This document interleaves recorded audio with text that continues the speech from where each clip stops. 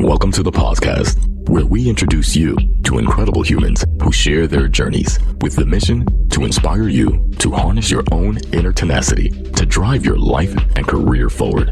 And now, your host, Adam Posner.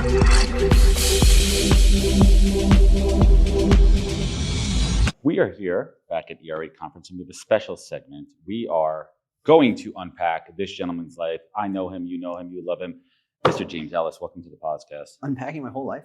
Or is it therapy on the table? Is that where we are? So, when I was 4, go ahead. I am a career therapist, among many things. And as a recruiter, I really truly think that a good recruiter is a therapist. No question. So we're going to open things up here, but I think it's important just to set the table for everybody.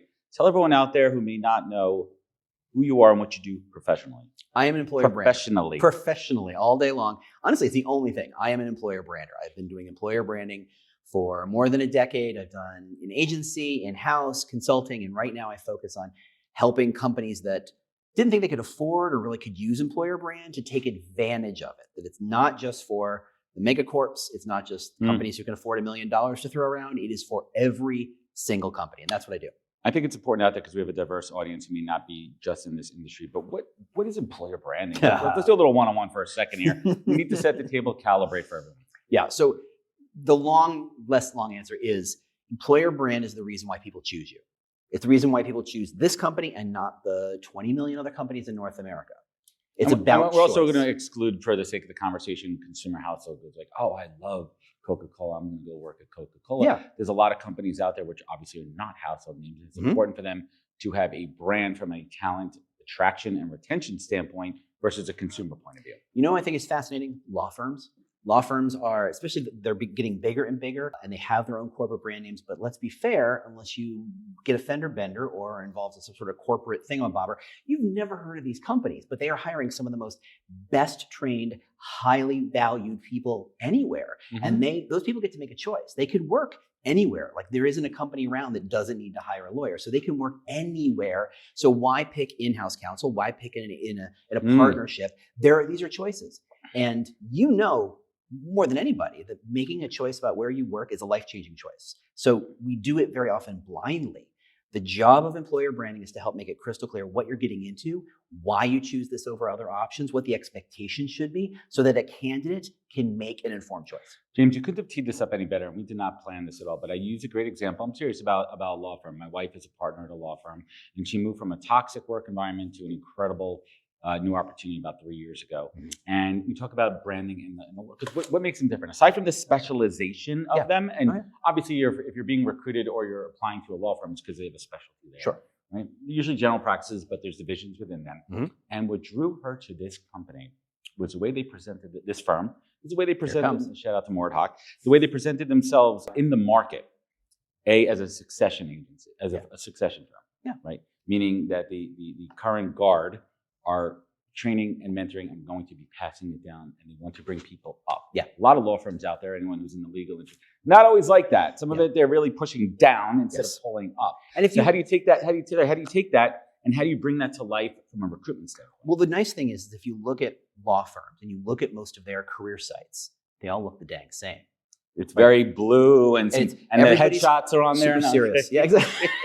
It's like, how do you pick a law firm? How do you compete as a law firm? Do you become more serious? Do you get more books behind you in your photos? Or you just say, screw it, and you're just in like t-shirt and jeans. Exactly. So you have to find a way to differentiate yourself. The reason, look, if aliens came down and said, I tried Coke and I tried Pepsi, and they're the exact same chemically, you and I both know they aren't the same. Right. Okay? Correct. That is the thing. That's terrible. We're creating, and we will fight about that later. We're creating differentiation. We're creating value between these two options so that someone can say, ooh, I do like Pepsi. No, I do like Coke.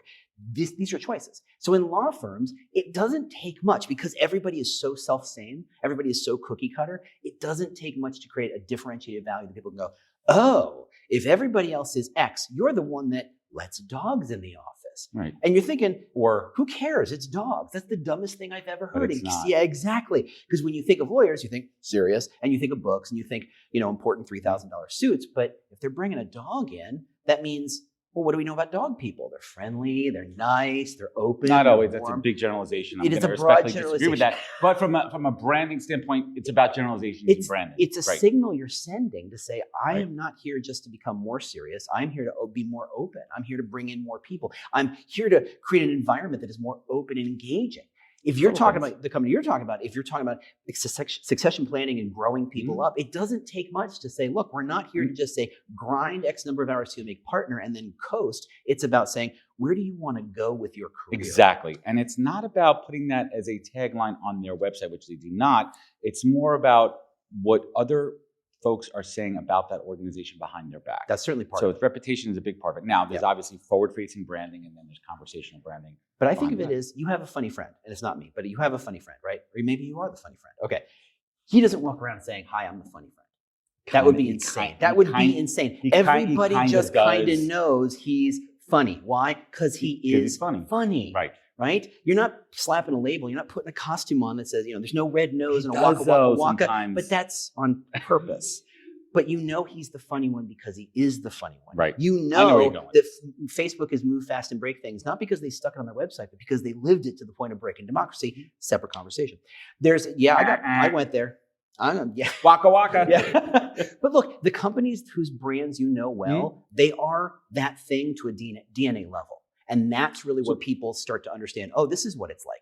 And you know what's so funny to you talk about it, and it kind of goes back to, let's bring it back to something that I hate, like the putting the fangs on the holy grail, the Mount Rushmore. Oh, and we are well past fang time. So but the thing is, they still have that reputation. So me as a recruiter, everyone's like, oh, I want to be a Googler. First of all, they have zillions of employees. Yeah. Their process is crazy, and it's not what it used to be. And we're seeing that tide turn where a lot of these smaller, more nimble startups and companies are starting to pull that talent away. Google is a great example. Okay, let's talk about Google it. is a great example. As far as I can tell, they've never had an employer brand or employer brand function. And yet, it's an anomaly, year after year after year after year, they are the most desirable place to work. Why? Well, they pay really well. Two, their vesting schedule is such that everybody walks out of there nearly a millionaire if they aren't actually a millionaire. Of course, that's not true anymore, is it? Nope. The stock is already pretty high. It's not going to go much higher. It was a place where it was growing so much, everybody's mom knew what it was. Now it's kind of like, oh yeah, aren't they the stealing people's information? It's becoming a utility. It's not as interesting. And so what that brand existed on, what it coasted on, was its consumer brand halo. Everybody knew the brand, so they went, yes, I want to be a part of that. We're looking at people now who are saying, who 5-10 years ago would have said, I have to be at Google, I have to be at Fang, I have to be one of those. The tide has turned because those companies hired so much and very often defensive, meaning they hired them, stuck them in a drawer and said, I'm hiring you so that Apple can't work there. Exactly. Facebook was a little notorious for that one too. All the Fangs were good at it. So people who are good at what they do, they want to do what they do. They want to show how they're good. They want to do the work. And so you're seeing the pendulum swing the other way to this insanely big coterie of 1,000 person, 2,000 person SaaS companies, some of which you know already, some of which you've never heard of. And if you weren't in finance or weren't in, whatever, you've never heard of, but that's where the money is. That's where the fun is. And so all those people have flooded away from Fangs. And now that's where the really tough hiring is happening. So where are you seeing best practices of those companies standing out from an employer branding perspective? What are some of the things you've seen out in the market? It's really easy. Sadly, the bar is so low. That bar is so low. Pause for a second here. So I'm going to talk about this tomorrow in my keynote. It's about being 1% better. And there's a good time for me to beta test this talking point here. But to attract the top 1% of talent, you have to be better than 99%. Yes. But really be 1% better because you're doing a little bit more than everyone else is not. You know the joke. You know the joke, right? There are two guys in the tent. And they hear a bear, and one guy starts lacing his shoes, and the other guy says, why are you lacing the shoes? You can't outrun the bear. He goes, I have to outrun you. That is recruiting an employer brand in a nutshell. You don't have to be the best because there's no such thing. And frankly, if there was, it would be really expensive to get there. All you got to do is beat your relative competitive set. And that generally not that hard to do not because you're better. And I want to really kind of hammer home this point that better is not the game because better is the same. When you've seen TikTok and you've seen like the bold glamour filter, they make everybody look like a Kardashian. Right. Now look, I looked good when I did it. Okay, I mean they didn't have much to work with here. Right. But everything else looked good. You look like The Rock, but I looked like everybody else looked. Right. So somehow looking good made me look the same. Well, now we're at the point of like bias. Right? Exactly. Right. Everyone's like. So what you want to do is find a way to compete such that, and people think competing is just beating out the other guy. Competing is really about saying, how do I claim a position that no one else can claim? How do I build a monopoly inside a space? What are you going to own? What's that? Like, what do they own? What are you known for? Exactly. Like, what's your hallmark? What's your stamp? Some people are known for mission. Some people are known for work from home. Some people are known for how supportive they are. Some people are known for the amount of technology they have access to. Some people are known for autonomy. Some people are known for collaboration. Some people are known for the rewards they get. No one works for Goldman Sachs because of the mission. They work for the cash at the end. Or maybe it's a sales organization and they're known for just having the most ballers. Like, but that could culture, be. But it's about the people, the management, all of those things. Those are important to you as a candidate specifically for that company. But that's the thing; those are all spaces on the lottery board, and if you can pick one and own it, you are golden. You can win against anybody, and I mean anybody. I mean, we're talking Googles and any of these other crazy stats. If you can show how you're different from them, someone wants that difference and comes to you. This episode of the podcast, live from ERE 2024 in Anaheim, is brought to you by Juicebox.ai. Recruiting just got smarter with Juicebox, the company behind People GPT. With AI sourcing powered by generative AI, you simply tell People GPT who you are looking for in a natural language. Need a senior data scientist with healthcare experience? Done. Looking for a creative marketing manager based out of Austin? Easy. People GPT instantly creates the search and evaluates profiles, saving you hours of time and effort. Already trusted by over 500 companies and agencies, from boutique recruiting firms to Fortune 500 TA teams, People GPT is revolutionizing the way to find talent. Ready to level up your sourcing game? Use code POZ20, that's POZ20, for an exclusive 20% discount. Juicebox, where hiring meets the future. Start sourcing smarter today. Visit juicebox.ai. Thanks. So James, when you're out there talking to potential clients or how do you counter and roll your eyes at them at the same time when they say, I would never, sir. We're doing fine. We have a great team. We don't need to invest in employer brand. Sure. What do you say to them? Good luck. And then it's a good luck. No, I can't convince anybody who does not thirsty that they need water. If they don't feel it. And the thing about TA and recruiting is that you can win without a brand. Google did it. It was incredibly expensive. I mean, what was their M&M budget, for God's sake? It was also money. I mean, that was the thing. They over-invested in their thing. So you can win without competing at that level, without having a strong strategy, but it's harder. And maybe people just think it's easier if I just throw money at the problem, or headcount at the problem, or technology at the problem, or just add people to death. And that's a viable strategy. It's not what I would choose, but I'm biased. But it's a viable strategy. And they can make it work. So I can't tell people there's only one way to win. What I can all considered, this may be an easier, cheaper, simpler way to win. Let's get into a little brand buzzword bingo right here. What is ruffling your feathers out there? What words? We're not going to use AI. Yep. But aside from AI, what's ruffling your feathers? The funny thing about the whole, not to say the word AI because it's not about AI. Okay. There's so much about that feels like everybody's over there and I'm way back here. Like everybody, you look at the conference we're in, you look at other conference we've been to, we've attended, it feels like everybody's talking about this next frame, and yet 99% of all companies are like, I'm so far away. There's no way I'm getting to there. And that's the truth. So to me, I think most companies would do way better, like demonstrably, obviously better, if they simply told the recruiters, you are not allowed to say, we're hiring. You're not allowed to say, join us. You're not allowed to say, great opportunity. Don't use family. Don't even think about saying we're family. Don't say the word family. There are just simply things you cannot say because they're not useful. Mm-hmm. And we said them for a long time because we didn't know what else to say. Mm. And ultimately what a brand is, it's a filter. It says, say this, don't worry about that.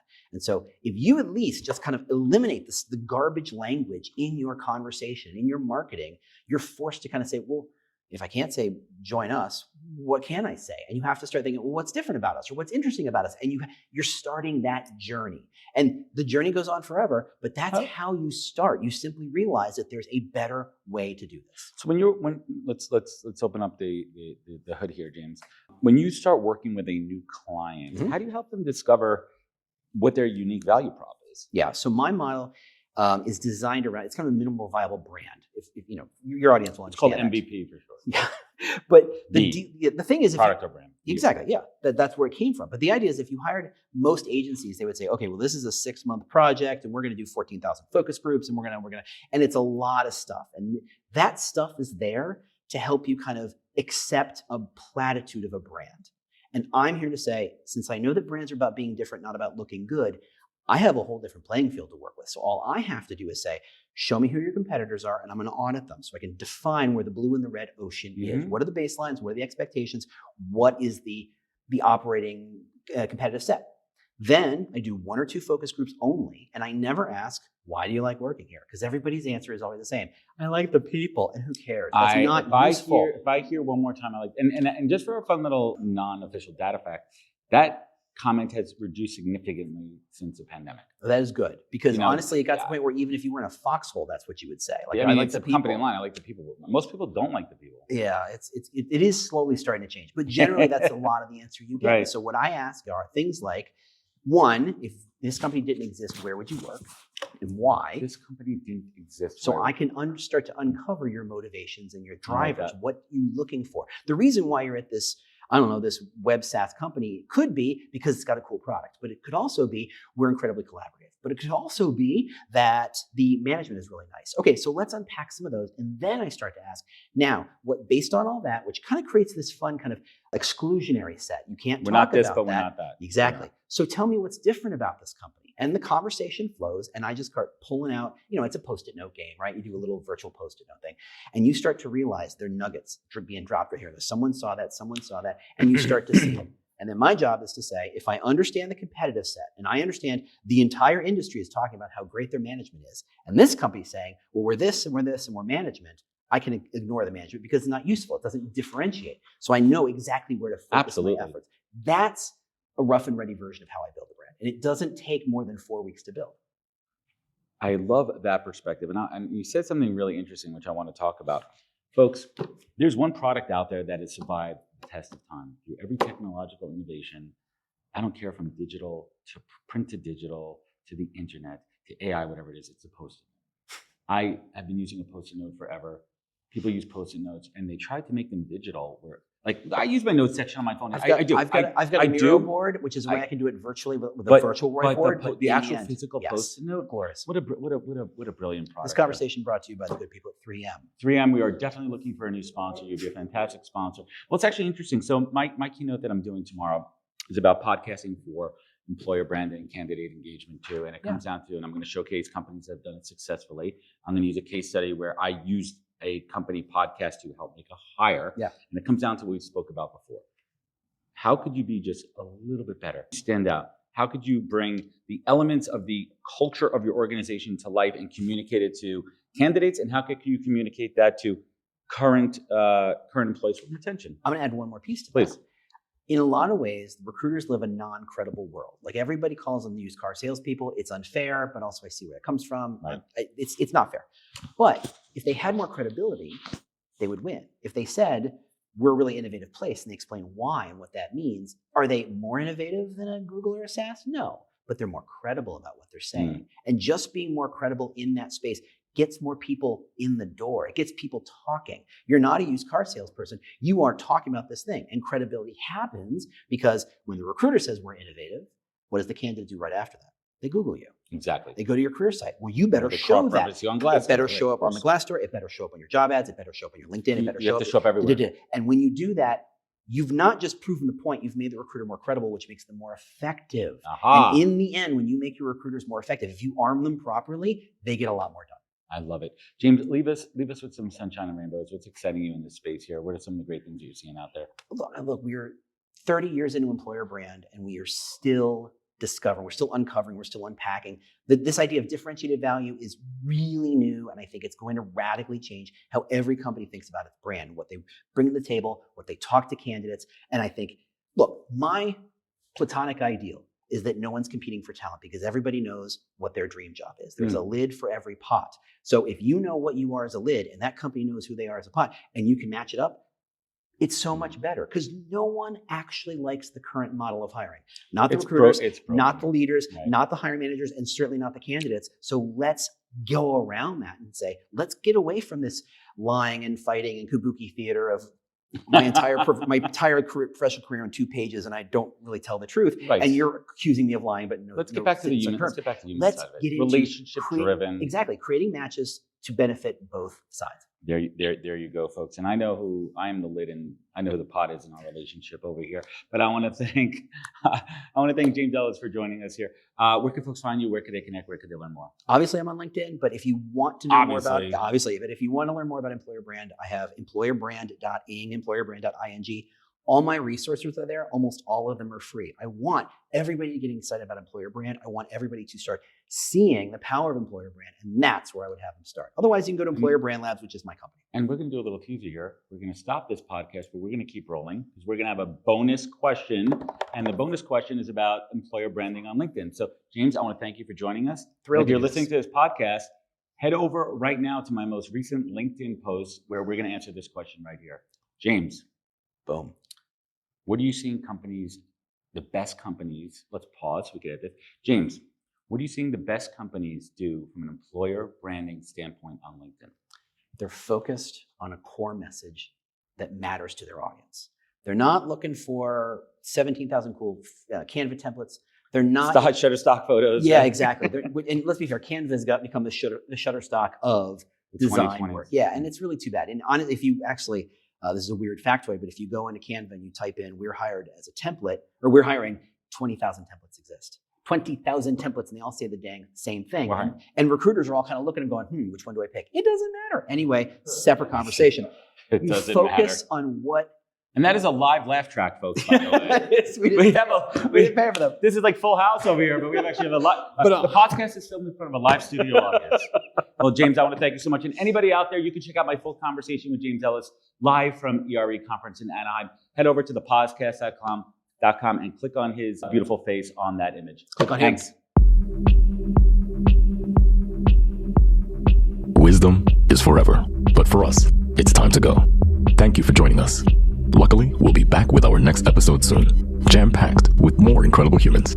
Thank you for listening, subscribing, and sharing. To join the conversation, search the podcast on LinkedIn. And to catch up on past episodes and more info, please visit www.thepodcast.com.